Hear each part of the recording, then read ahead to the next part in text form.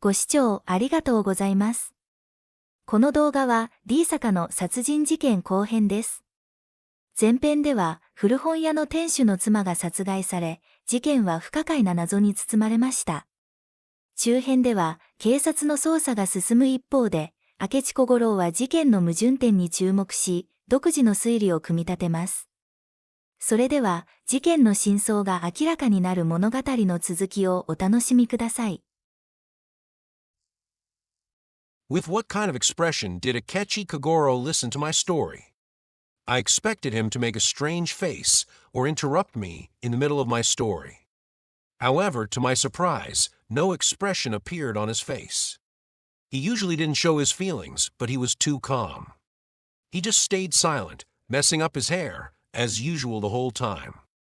I thought about how shameless he was as I moved on to my final point. You will probably ask me then, where did the killer enter from, and where did he escape from? Certainly, if that point is not cleared up, it is useless even if everything else is understood. However, I am sorry to say that I have figured that out too. According to the search results that night, it seemed there was no trace of the killer leaving at all. However, since a murder happened, the killer must have gone in and out. So, we have to think that the detective missed something in his search. The police seem to have struggled a lot with this. But unfortunately, they were not as good as a mere student like me. Actually, it is a simple thing. I thought like this. Since the police investigated so much, there shouldn't be anything suspicious about the neighbors.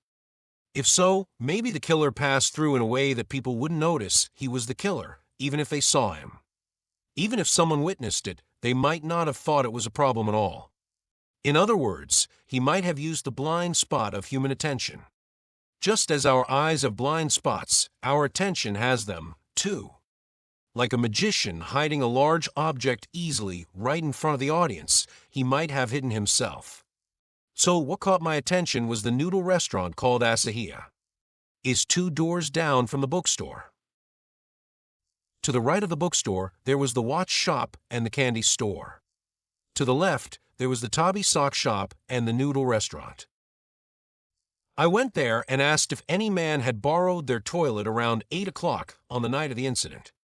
As you probably know, Asahiya has a continuous dirt floor from the front store to the back door. The toilet is right next to that back door. So, it is very easy to pretend to borrow the toilet, go out the back door, and come back in. The ice cream vendor I mentioned was at the corner outside the alley. So, he wouldn't have seen it. Besides, since it is a noodle restaurant, asking to use the toilet is very natural. I heard that the wife was not there that night. Only the husband was in the store area. So, it was a perfect situation. What a wonderful idea this is, don't you think? And just as I thought, a customer borrowed the toilet right around that time. Unfortunately, the owner of Asahiya didn't remember the man's face or the striped pattern of his kimono at all. I immediately let Detective Kobayashi know this through my friend. The detective seemed to have checked the noodle restaurant himself, too.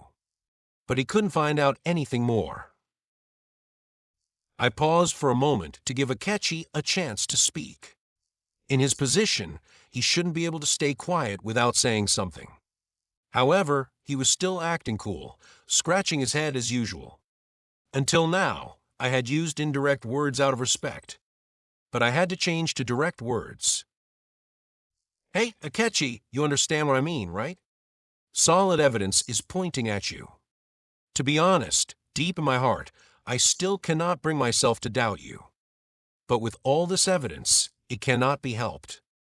I thought there might be someone in those row houses who owned a cotton kimono with thick stripes. I worked very hard to check, but there was no one. That makes sense. Even among thick-striped kimonos, it is rare to find someone wearing such a flashy one that matches that lattice. Also, both the fingerprint trick and the toilet trick are truly clever. It is a trick that nobody but a crime scholar like you could pull off. And the strangest thing of all is that you said you were childhood friends with the dead wife. Yet that night, when they checked her identity, you were listening right there, but you didn't mention at all, did you? Now, your only hope is whether you have an alibi. But that is also no good.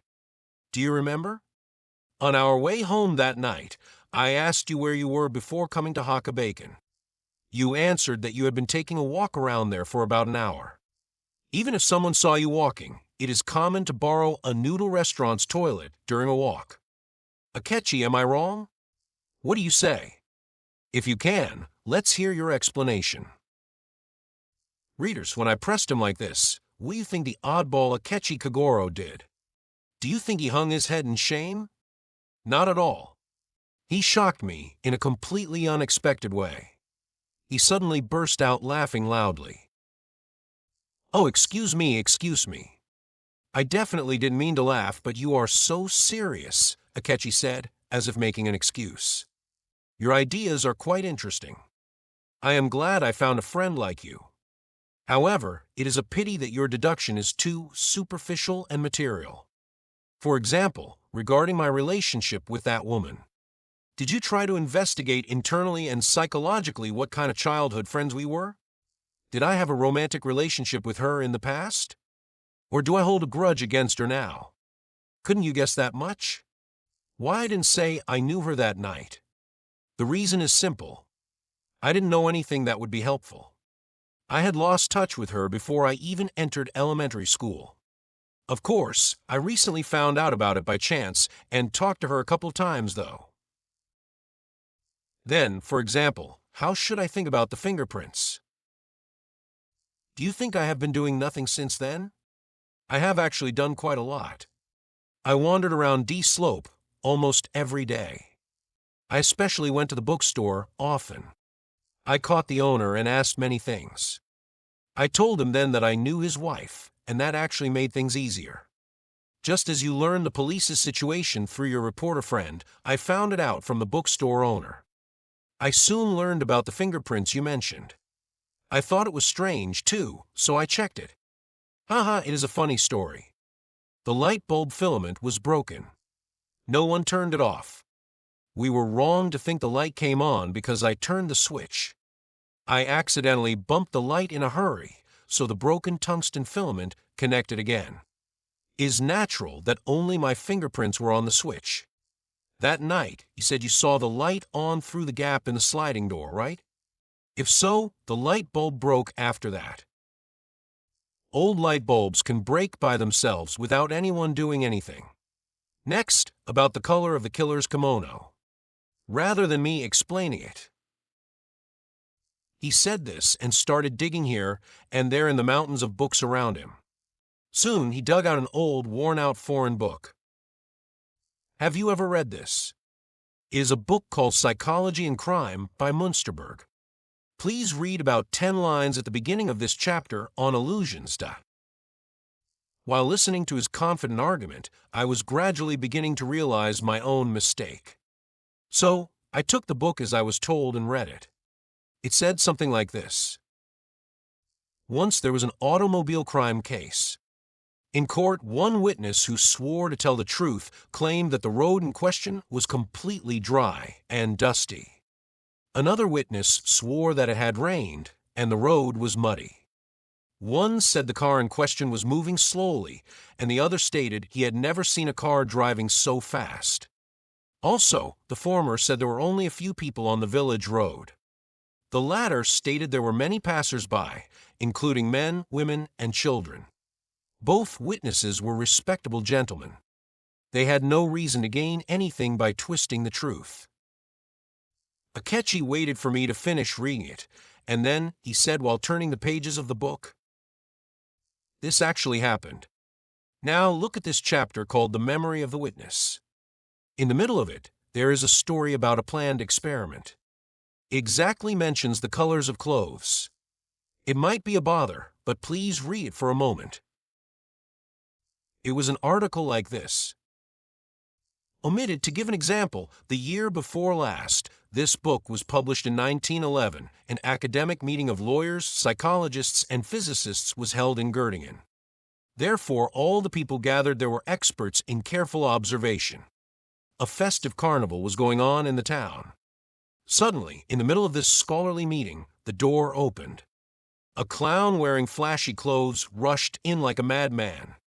Then a black man with a pistol in his hand chased after him. In the middle of the hall, they shouted terrible words at each other. Soon, the clown fell flat on the floor, and the black man jumped on him. Then, the sound of a pistol firing was heard. Suddenly, both of them left the room as if they had disappeared. The whole event took less than 20 seconds. The people were, of course, very surprised. Except for the chairman, no one realized that those words and actions had been rehearsed in advance, or that the scene had been photographed. So, it seemed very natural when the chairman asked each member to write an accurate record, saying that this might become a court case. Omitted, between this, it showed percentages of how full of mistakes their records were. Out of 40 people, only 4 correctly noticed that the black man was not wearing anything on his head. The others wrote things like he was wearing a bowler hat or a silk hat. As for his clothes, some said red, some said brown, some said striped, and some said coffee-colored. Various other colors were described for him. However, in reality, the black man was wearing white trousers, a black jacket, and a large red tie. Omitted. Just as Munsterberg wisely explained, Akechi began, human observation and memory are truly unreliable. Even scholars like the ones in this example couldn't tell the colors of clothes. Is it unreasonable for me to think that the students that night mistook the color of the kimono? They might have seen someone, but that person shouldn't have been wearing a striped kimono. Of course, it was not me. Your idea of thinking of a thick striped cotton kimono from the gap in the lattice is quite interesting. But isn't it too perfect? At the very least, rather than believing in such a coincidental match, couldn't you believe in my innocence? Now lastly, about the man who borrowed the noodle restaurant's toilet. On this point, I had the same thought as you. I thought there was no other way for the killer to pass, except through Asahiya. So I went there and checked too. But unfortunately, I reached the exact opposite conclusion from yours. Actually, there was no man who borrowed the toilet. Readers may have already noticed this. In this way, Akechi denied the witnesses' statements, the killer's fingerprints, and even the killer's escape route to prove his innocence. However, wouldn't that also deny the crime itself? I didn't understand what he was thinking at all. So, do you have any idea who the killer is? I do, he answered, messing up his hair. My method is a little different from yours. Material evidence can mean anything depending on how you explain it. The best detective method is to psychologically see through the depths of people's hearts.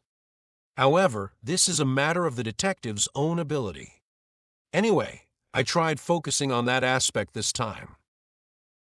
What first caught my attention was the fresh bruises all over the bookstore owner's wife's body. Soon after, I heard that the noodle restaurant's wife also had similar fresh bruises on her body. You know this too, right? However, their husbands didn't seem like violent men. Both the bookstore owner and the noodle restaurant owner are gentle and understanding men. I couldn't help but suspect that some secret was hidden there. So, I first caught the bookstore owner and tried to pull that secret from his mouth. Since I said I was a friend of his dead wife, he let his guard down a bit. So it went relatively easily. I was able to find out a strange fact. However, the next one was the noodle restaurant owner. He looks like that, but he is a quite tough man, so it took a lot of effort to find out.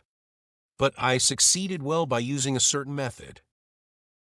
You know that the association test method in psychology has started to be used in crime investigation, right? It is the method of giving many simple trigger words and measuring how fast or slow the suspect's ideas connect to them. However, I think it is not always limited to simple trigger words like dog, house, or river, as psychologists say.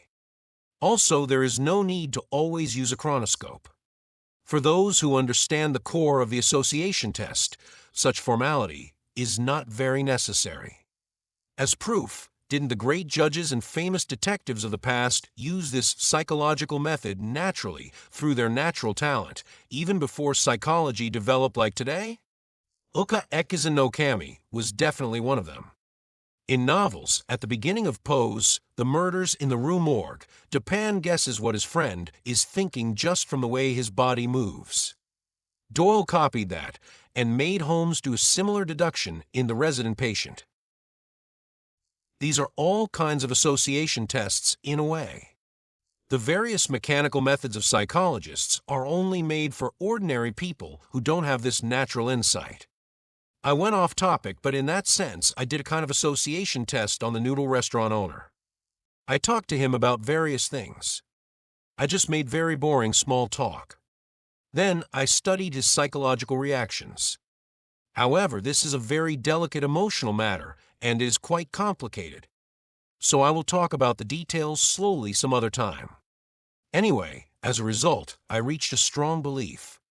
In other words, I found the killer. But there is not a single piece of material evidence. So, I cannot report it to the police. Even if I did, they probably wouldn't listen to me. Also, another reason why I am doing nothing while knowing the killer is that there was no evil intent in this crime at all. It is a strange way to say it, but this murder was done with the agreement of both the killer and the victim. Or perhaps it might have been done because the victim herself wanted it. I tried to use my imagination in many ways, but I couldn't understand what he was thinking at all. I forgot to feel ashamed of my own mistake and listened closely to his bizarre deduction. So, if I tell you my thought, the killer is the owner of Asahia. He made up the story about the man borrowing the toilet to hide his crime. No, but that wasn't his original idea or anything. We are the ones to blame.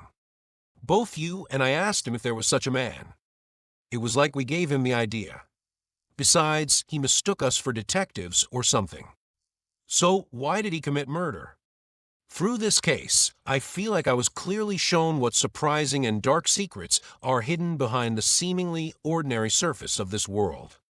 It was truly the kind of thing you could only find in a nightmare world. The owner of Asahia is a terrible sadist, following the line of the Marquis de Sade. What a trick of fate it is, he found a female masochist just 2 doors away. The bookstore owner's wife was a masochist who was no less extreme than him. And they were having an affair without anyone finding out. They did it with a cleverness unique to such sick people. You understand what I meant when I said it was a murder by agreement, right? Until recently, each of them barely satisfied their sick desires through their legal husband or wife. The fact that both the bookstore owner's wife and Asahia's wife had similar fresh bruises is the proof. However, it goes without saying that they were not satisfied with that. Therefore, when they found the person they were looking for right under their noses, it is easy to imagine that a very quick understanding was formed between them. But as a result, fate played too much of a trick. By combining their passive and active powers, their madness gradually doubled. And finally, that night, it caused this event that even they never wished for. When I heard Akechi's strange conclusion, I could not help but shiver. My goodness, what a case this is. Just then, the landlady from the tobacco shop downstairs brought the evening newspaper. Akechi took it and looked at the local news section. Soon, he sighed softly and said, "Ah, it seems he finally couldn't bear it anymore and turned himself in. What a strange coincidence. To see such a report right when we were talking about it." I looked where he pointed. There, under a small headline, about 10 lines were written saying that the noodle restaurant owner had turned himself in. 最後までお聞きいただき、ありがとうございました。この後は、もう一度音声を聞きながら、シャドーイングや音読にも挑戦してみましょう。繰り返し学習することで、少しずつ英語が身についていきます。また次回の作品でお会いしましょう。ありがとうございました。